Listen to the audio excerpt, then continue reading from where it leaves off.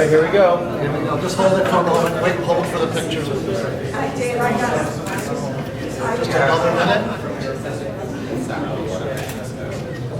All right, here we go. Oh, very easy with this. It's more ceremonial sword than actual. Thank you, Minister.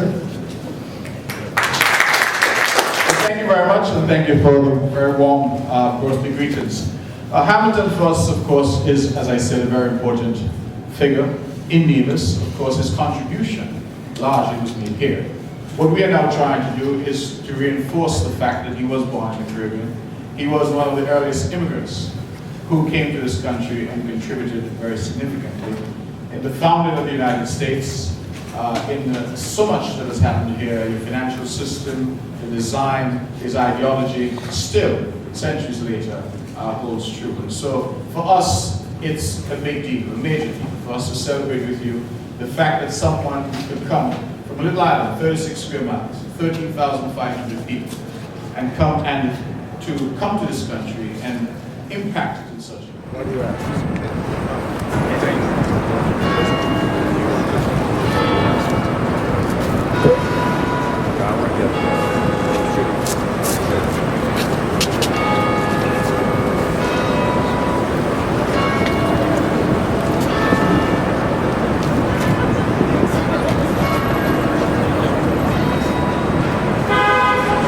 On behalf of Trinity Church and the Alexander Hamilton Awareness Society, or the AHA Society for short, we welcome you here today to celebrate the 259th birthday of Alexander Hamilton. Alexander Hamilton and his family will be deeply moved by seeing so many of you here, honoring his legacy. I would like to have a special mention to Doug Hamilton, who is the 5th great grandson of Alexander Hamilton. The Museum of American Finance continues its tradition honoring Alexander Hamilton twice a year with a memorial wreath. We would like to thank the museum, John Herzog,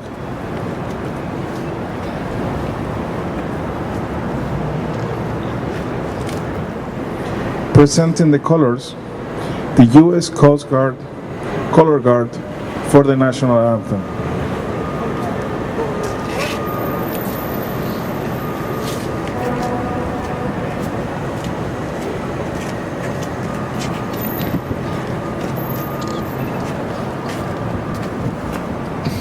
Left face.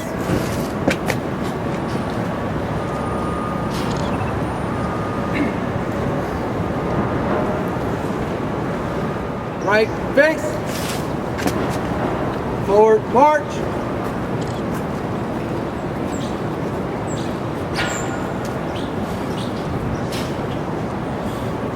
For the blessing of the grave, Reverend and Deacon Robert Zito of Trinity Church. Everybody, on behalf of the rector and vicar here at Trinity Parish, I want to welcome everyone here today. It's important that we have these kinds of events, especially here at Trinity Church, because Trinity Church is connected closely to its history. And Alexander Hamilton is indeed a part of Trinity's history right here at the financial center of New York City. Alexander Hamilton is a man of many accomplishments. We all know about his secular accomplishments, but not much is known about his religious life, and indeed he was a religious man. He was a member here at Trinity Church. He worshiped here at Trinity Church. As a lawyer, he represented Trinity Church. And interestingly, he was known during his college days, according to his roommate, to have prayed on a daily basis on his knees, both in the morning and in the evening. And indeed, on his deathbed, in his tragic deathbed, he wanted to take communion and summon the rector of Trinity Parish, and that request was made, and so he had an opportunity to partake in the sacraments just before his death. Let us pray. O God of grace and glory, we remember before you this day our brother Alexander, a devoted member of your church in Christ Jesus. Father in heaven, we pray to you for those we love but see no longer. Grant them your peace, let light perpetual shine upon them, and in your loving wisdom and almighty power, work in them the good purpose of your perfect will. We make our song, Alleluia, Alleluia, Alleluia.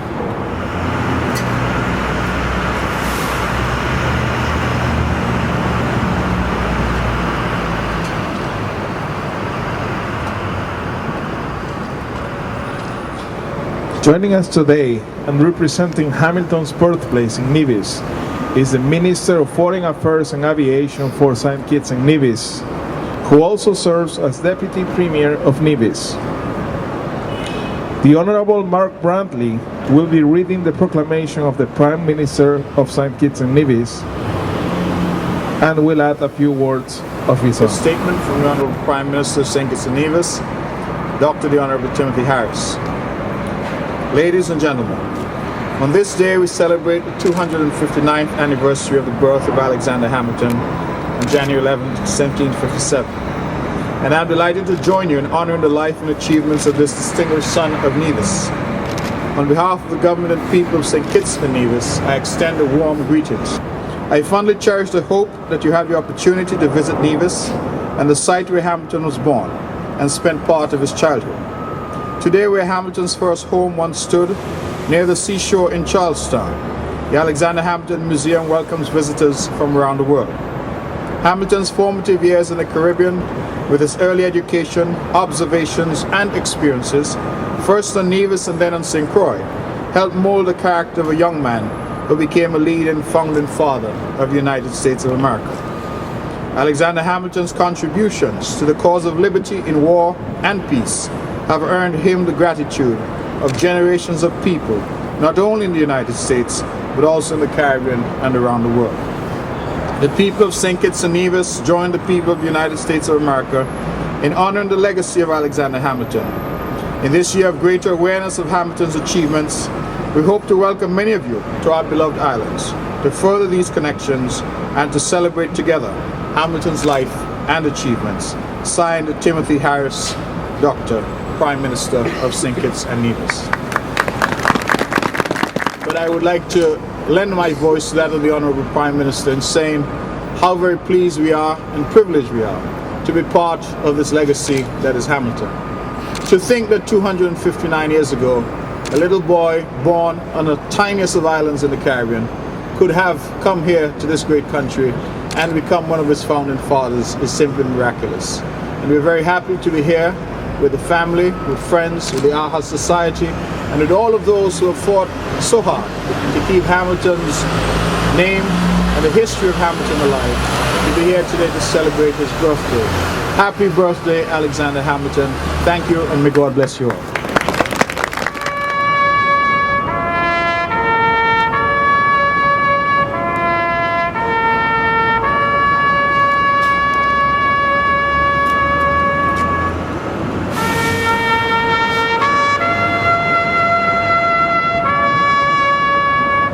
If you stand on a Rector Street and you look behind the person who towered as a founding father establishing our freedoms, you see the Freedom Tower.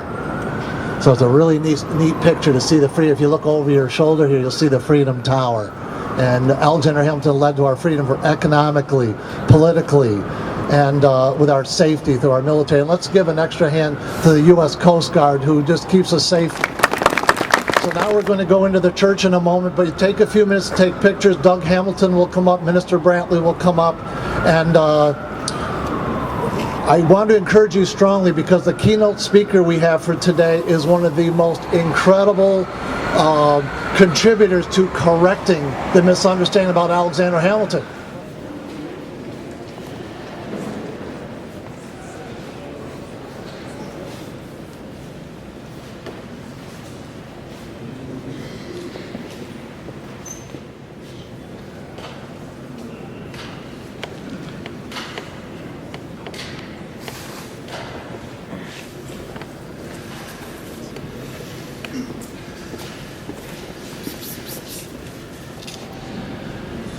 Dr. Stephen Knott is a professor of National Security Affairs at the United States Naval War College.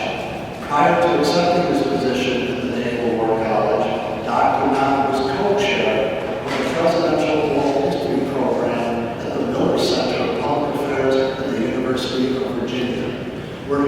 directed the Ronald Reagan World History Project. His books include Alexander Hamilton and the Persistence of Myth. Most recent book, co-authored with Tony Williams, is Washington and Hamilton, the Alliance that Forged America. He will talk to us today about the indispensable alliance and why Alexander Hamilton has never quite received the honors that are due him. Ladies and gentlemen, let's welcome Stephen. We're paying tribute today to a remarkable founding father who was one of the greatest members of, with all due respect to Tom Brokaw and the World War II generation, the greatest generation of Americans, which was the founding generation. I would like to talk to you today about what I believe to be the most important collaboration in American history. I'm referring to the unlikely alliance between a wealthy Virginia planter and a brash immigrant from the Caribbean who won the American Revolution and went on to establish a new order for the ages. George Washington and Alexander Hamilton fought for the better part of 25 years to secure the American experiment in the face of bitter partisan opposition at home and determined enemies abroad. This collaboration was vital to winning the American Revolution, adopting the Constitution, and creating the institutions necessary to secure liberty at home and respect abroad. Remarkably, this critically important alliance has not been given its due. Alexander Hamilton had come from a Caribbean environment rife with lawlessness and simmering violence, and his family upbringing was marked by instability and dislocation. In contrast, Jefferson's earliest childhood memory was a recollection of being carried on a pillow by a slave. One of these founding fathers, Hamilton, was shaped by the fragility of life and the constant struggle for mere survival. The other, Thomas Jefferson, by the infinite possibilities of a carefree life built on the toil of others. While Hamilton won almost all of his key battles with Thomas Jefferson within the Washington administration, he arguably lost the battle for the hearts and minds of the American people to Thomas Jefferson. Despite being George Washington's closest confidant, or perhaps because they resented the fact that he was Washington's closest confidant, Thomas Jefferson and his lieutenants sought to denigrate, if not erase, Hamilton's contributions to the founding of the United States. In my view, Alexander Hamilton was, in a sense, the first victim of the politics of personal destruction. Jefferson's animus towards Hamilton knew no bounds, in part because the latter, as I had mentioned, Hamilton, had bested Jefferson in almost every policy battle that occurred in President Washington's cabinet.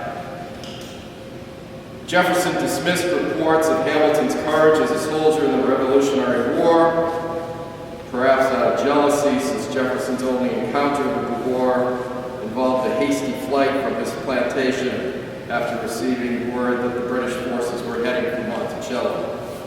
When Jefferson became president in 1801, he ordered his Secretary of the Treasury to comb through the records and find examples of Hamilton's corruption.